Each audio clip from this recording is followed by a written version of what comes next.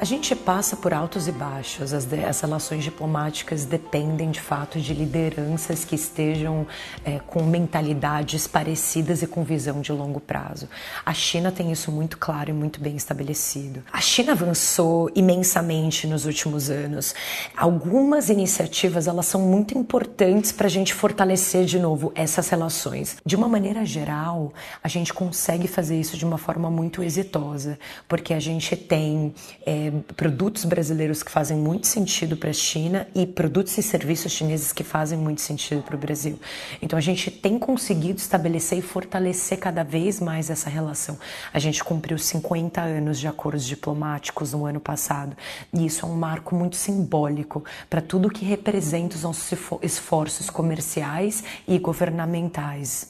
No ano passado tivemos aqui um fórum, um simpósio que foi realizado em Beijing, no qual o nosso vice-presidente do Brasil esteve presente junto com ministros, explicando os potenciais de cooperação entre os países, dentre os quais, é claro que a indústria da agricultura foi novamente reforçada como um grande potencial de cooperação, as indústrias verdes, como é de fato o hidrogênio verde e novas fontes de energia que são biológicas brasileiras, ou seja, nossas bioenergias, aliado ao potencial de desenvolvimento em escala industrial que existe aqui na China e os potenciais de investimento.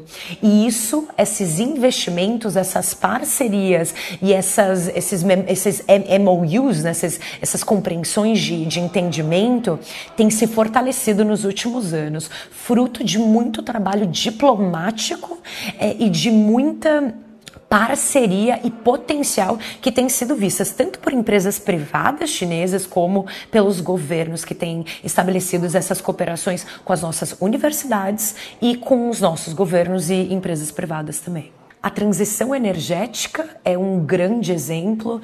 O fato de hoje não precisa nem de muito estudo, ele é perceptível. Isso é um dos pontos que mais chamam a atenção dos nossos clientes quando eles chegam aqui na China. Essa transição energética entre tanto a frota pública como privada de veículos e os incentivos que existiram por trás disso, a ponto da China ter chegado numa maturidade tanto de swapping de bateria, como da própria transição energética do país. Hoje a China é líder em painel solar e o Brasil um grande comprador de painel solar. E a gente vê também as empresas elétricas de eletrificação de veículos indo ao Brasil com tamanha força e sucesso. E isso é um grande exemplo de como a China conseguiu fazer uma transformação desse cenário com políticas de incentivo que são práticas e que funcionam. E esse tipo de mentalidade a gente precisa ter um pouquinho mais forte no Brasil. Uma das iniciativas que nós tivemos inicialmente quando a gente abriu a empresa no sul da China, dentro do programa de atração de novos talentos, foram benefícios fiscais. A gente teve o escritório por 1 ano sem pagar aluguel, ou seja, a gente tinha dentro de um parque tecnológico em Haikou, no norte de Hainan, o ambiente de inovação propício para que a gente começasse a desenvolver uma startup. Tendo dito, inicialmente uma startup ela tem dificuldades de capital. A gente não tem inicialmente um retorno sobre o nosso investimento, tanto intelectual como retorno físico, de fato. A gente conseguiu um crescimento considerável durante esses 2 primeiros anos, a ponto de conseguir depois vir para Xangai. A gente abriu uma outra empresa em Xangai que já não se encaixa mais dentro dos termos de startups, porque a gente é de fato uma empresa consolidada. Mas se a gente não tivesse tido esse apoio inicial, eu não sei em que ponto estaria o nosso desenvolvimento em Xangai nesse momento. Sabe que a minha empresa é responsável por aproximadamente, em média, 100 executivos brasileiros por mês que visitam a China. E a gente, dentro dessas delegações executivas e das relações comerciais, a gente sempre apresenta novas possibilidades de parcerias, de fornecedores, de outros modelos econômicos que fazem sentido comercialmente para algumas empresas, de relações no ramo de agricultura, do varejo, de finanças, de saúde, de seguros e assim por diante. Então, a gente consegue atingir uma ampla camada comercial de empresários brasileiros e da América Latina que conseguem se beneficiar pelas relações estabelecidas com as empresas, instituições governamentais e startups chinesas. E a gente acredita que a China, mais do que qualquer outro país no mundo, é quem melhor pode inspirar a América Latina com seus modelos de negócios diferentes e escaláveis. A gente tem diversos projetos dentro do ramo financeiro, com muitos projetos voltados para a inteligência artificial. A gente entende o poder de desenvolvimento da inteligência artificial chinesa sem a dependência de outras tecnologias estrangeiras, e a DeepSeek vem para mostrar esse modelo, e a Qwen do Alibaba tem cada vez mais se destacado dentro desses universos.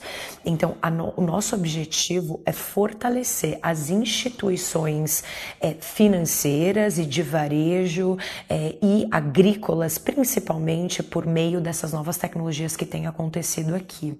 O intercâmbio de algumas empresas e alguns serviços oferecidos pelas empresas de inteligência artificial é uma das conquistas que a gente tem trazido para o Brasil com bastante êxito. A gente precisa de diálogo, e isso é muito importante de ser estabelecido. Esses diálogos, eles promovem a compreensão de quais são as necessidades de cada um desses polos. E o Brasil tem a necessidade da ajuda chinesa, e a China tem a necessidade da ajuda da América Latina de várias maneiras. Então, existe um diálogo que precisa ser estabelecido por uma compreensão de cooperação mútua.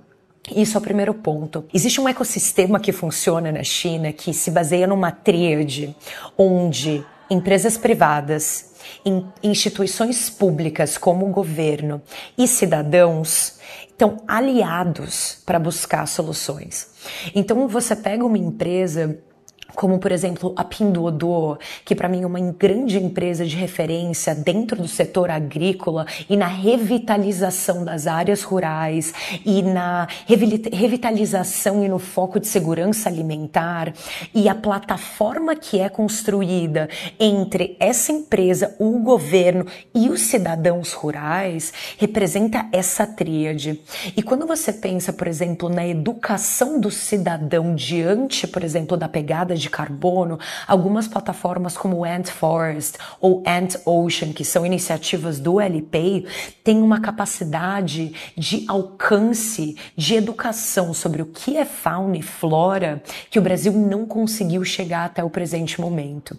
Então, essa mentalidade chinesa do desenvolvimento a longo prazo, com pensamento em futuro e a execução no presente, até que a gente consiga atingir o pico de carbono e depois a neutralização de carbono, são altamente inspiracionais para o Brasil. Mas isso de fato depende que a gente tenha aliado esses três setores, essa tríade, né, que é o governo, instituições privadas e os cidadãos, dentro de uma unidade com uma visão muito bem estabelecida a longo prazo.